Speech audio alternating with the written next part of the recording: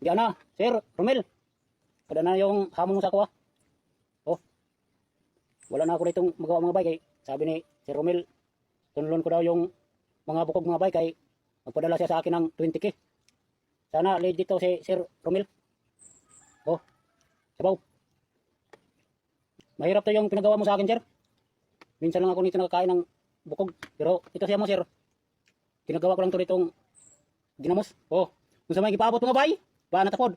Katagan tayo partida, sir, ha. Oh, isang buong manok to. So, unahin ko pagkaon yung mga bukog. Oh, sama nito. Diba sabi mo nga, bukog kakain ko, o na. Walang daya to. Sa mga bata dyan, wag nyo itong gagayahin. Manood lang kayo mag-enjoy, oh. Sasa natok suka. Para matangtang ngipin ko sila sa bukog. Wala na akong magawa mga bay. Tamo lang to ni si Romel sa akin. Si Romel Ginon. O na mga sir.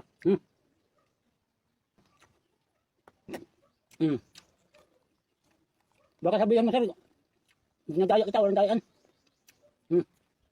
Oh. Ito pa.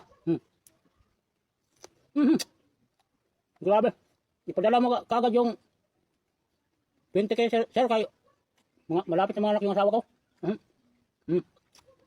Kakain lang ako ng bukog.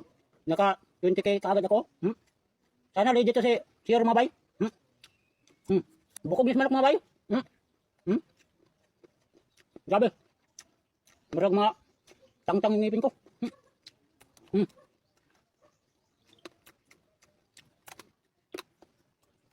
Kining dako na bukog. Kining unod mga bay. Ibilin ko sa akong asawa kay naglabara ba? Tayo lang masukon hawtag sultan ba? No, para di ta kasukan. No. Bukog sila. Baka sabihin mo gidaya kong video ko, wala daya yan. Ikala siguro sir, hindi ko papatulan yung 20K mo. Oh. Kining unod, ako na ibilin sa akong asawa mga bay kay tuwa naglaba kay tayo kasukan ta nga wa sa sultan bitaw.